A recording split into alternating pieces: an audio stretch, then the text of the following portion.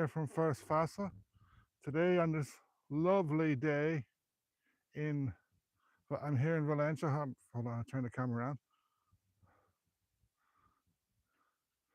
I'm actually in the old Kilmore cemetery. But look at this view. We're looking towards Valentia Harbour and Carsavine and then McGillicuddy's Reeks. All we can really see around us is mountains. I am testing out my new microphone. I hope it's working. You can see it. Took ages to set it up, thanks to Samsung. It actually won't work with the camera, but it seems to be working with YouTube. Fingers crossed. Anyway, I'm bringing you here for many reasons. There is an amazing amount of history in this churchyard. As you can see, there's a medieval church. There's some old tombs and some very interesting newer stuff. But let's have a go. Let's have a look at the church.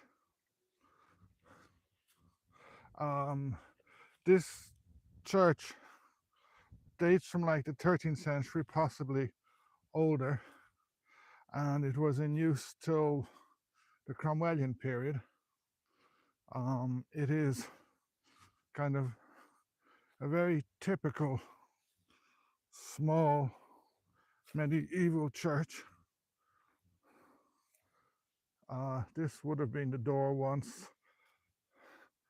Hold on, just have to be careful. It's early spring, so we can actually see. In the summer there's loads of growth. I have a feeling that the altar was here. There's been heavy fall here. There was probably a window down here looking towards the mountains. It's a very poignant place. Like all the old ruined churches, it's used as a graveyard. It's very interesting to think that this was destroyed shortly after the Cromwellian soldiers arrived. There was no other Catholic church here till the late 19th century, when the church was built in Chapeltown, and then that was rebuilt in 1940. And there's another church in Knightstown now, built in 1911.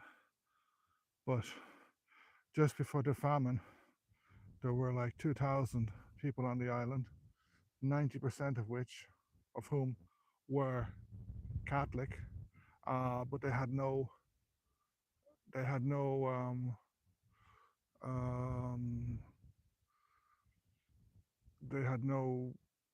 church. So you're not hearing me, damn it.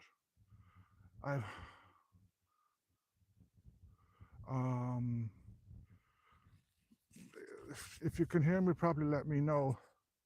I had so much trouble with this bloody microphone. Of course, it doesn't come with a manual. I got it last night. There was loads of problems getting delivered the wrong one. So hopefully, if you can hear me, could you let me know? Old graveyards in Kildare. I know there's one in Kilcock. My brother lives there, but I have a feeling that you'll find less old ones like this in Kildare because it was more settled and now it's got so much bigger. I'll have a look and see what I can find. Now, oh yeah, I just wanted to tell you that actually, if anyone is down around South Kerry, I'm doing a walk tomorrow, 2 o'clock from Knightstown, around Knightstown and up to here.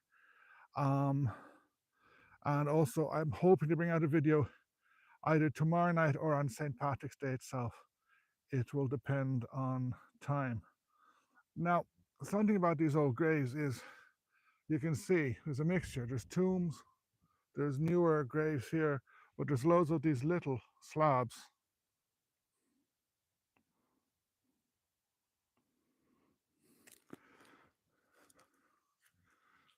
This was a very traditional way of burial. Essentially, people didn't have money to build a proper marker. But in this graveyard, there are several interesting things.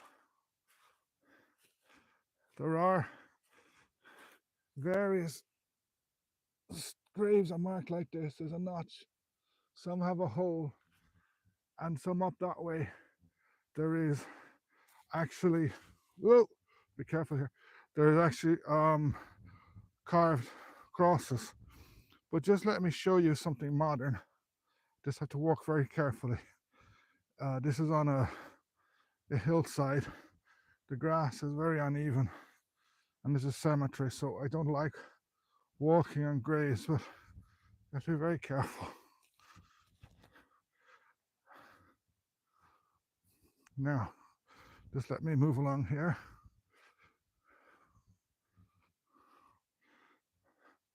Down there is the modern graveyard. There's actually people there. This one is still used, and there's still people leaving memorials and things. Hold on. Try not to trip myself up, because you can see the outside. The sun is really bad now.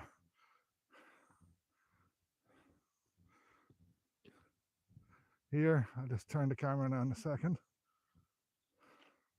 You can see there is a bit of the wall of the old church, so that's been restored.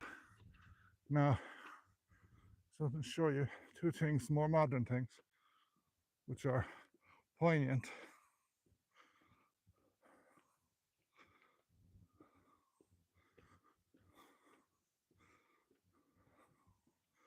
Where is it?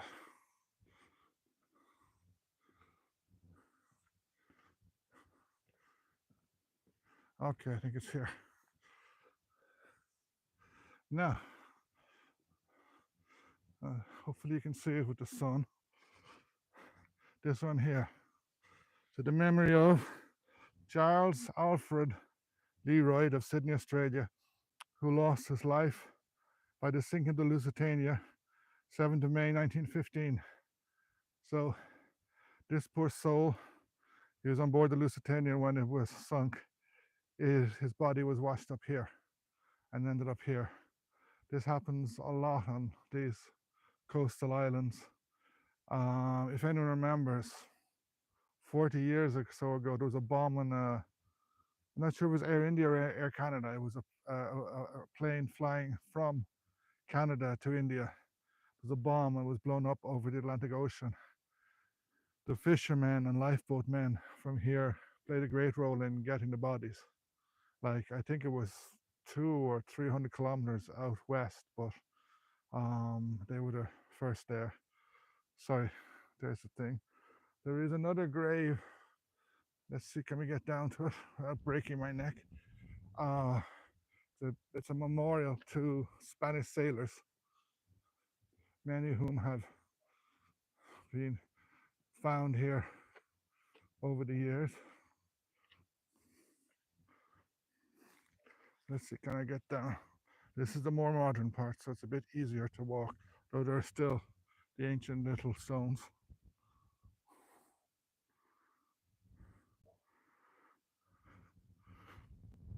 I think the problem is the Office of Public Works has too many things to look after, and it's probably actually the responsibility of Kerry County Council.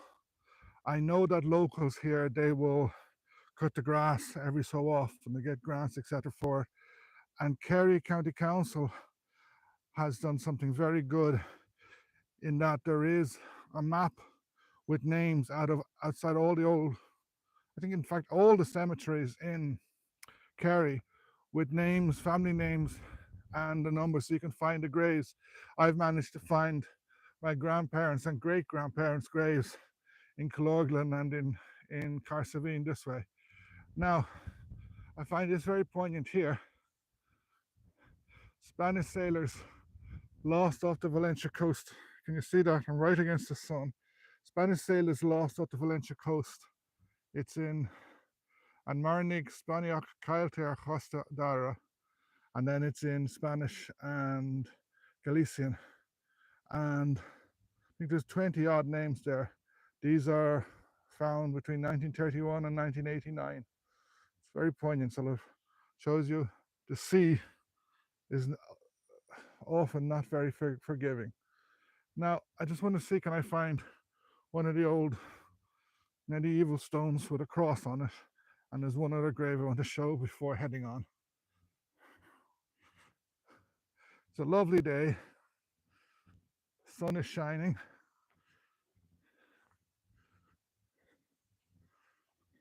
Which actually makes filming a bit more difficult.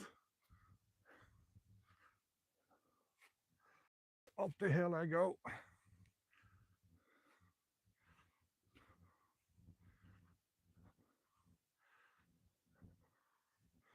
So in 2 minutes, I think I should have a cross for you.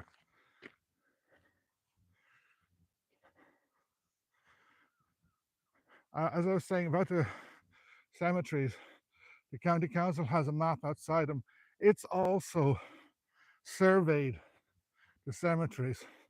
So if you're in Kerry, it's actually very easy to find stuff by Googling the name of the cemetery and downloading the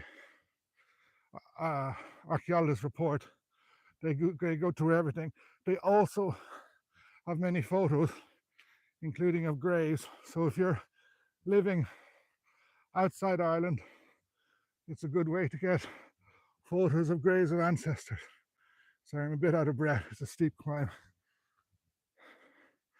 Now,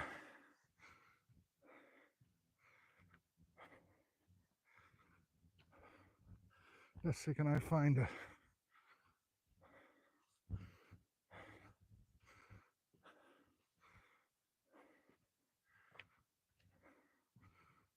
Hold on. I think it's over here.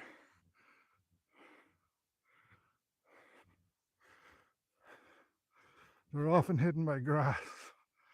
Now, is this it? Yeah. Hold on. Shush. Can you see that? Sorry. Hold on.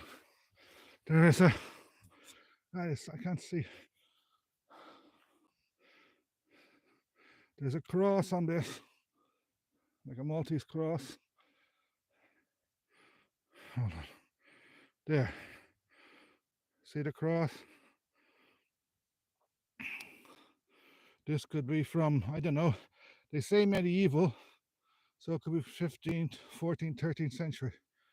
There's a few of these here, except some of them, they get damaged by the weather, by the rain, by the wind. Here, hold on, I'll move so you can see the sun. Can you see that? It's one of the few Gaelic inscriptions in Irish, actually using the old letters. I find that very interesting around Kerry, around South Kerry.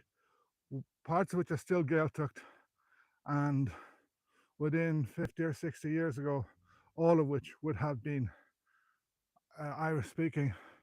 My grandfather was born in Killorglin, and he's down, his parents are down in the 1901 census as Irish speaking.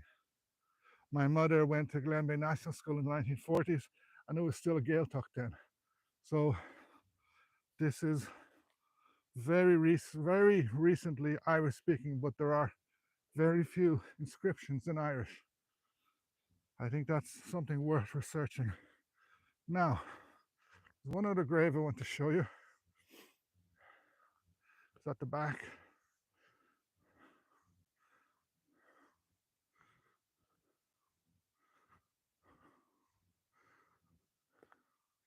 If I can find it.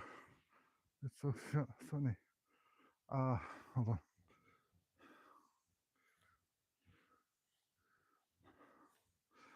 To head right into the sun.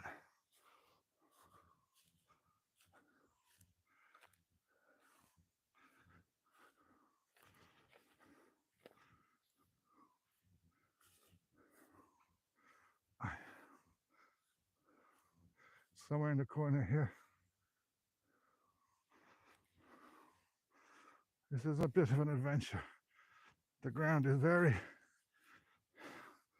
sloped. Now, this is the oldest part of the graveyard. You see tiny little gravestones. Where is this grave?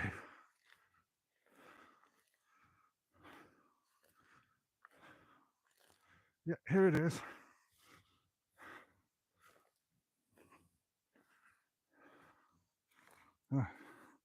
Can you see that? In memory of John O'Sullivan, Fenian, 1867, Ballyherney. His wife Ellen, children James and Maria, and brother Philip, R.I.P. So, in the 1860s, Fenians were very, very popular. They trained here on Yukon Mountain. They had an uprising in 1867 that didn't go well. In near Cowes, Carsavine, and around here, they rebelled. One of the Fenians from here had to flee abroad. I'm not sure it was him or someone called O'Connor. I have to check that out. Eventually, I'll do a video about them. And finally, this little grave here. You can see there's a big You can see there's a big notch in it. There may have been a hole originally. Oh, sorry. You see the notch. Again, it's something medieval. So this is a big hodgepodge. But before I let you go, have a look at Valentia Harbour. That is Begnish Island there. At the edge of Begnish Island, there was probably was a Norse settlement at that little mountain thing there. Just to the right, hold on, let's see, no, I can't focus. It is Church Island, which has some beautiful old monastic sites. And then we're looking straight at Carsavine, the end of McGillicuddy's Reeks. Over those mountains, you will end up in Killarney eventually. And looking out this way, those are the Dingle Mountains. They have another name, but I can't remember them now. And the other side of Begnish is what's called Over the Water. So, thanks very much, Antoinette. Yes, I'm out of breath. It's steep. It's very steep. And talking, climbing, and trying to film at the same time is difficult. And I'm a bit out of breath. I haven't done enough running recently. Thanks for your comments, Annette. I must get to Mayo. I have a sister-in-law from near Ballina. I must visit there. Well, so many places I'd love to visit. Life gets in the way.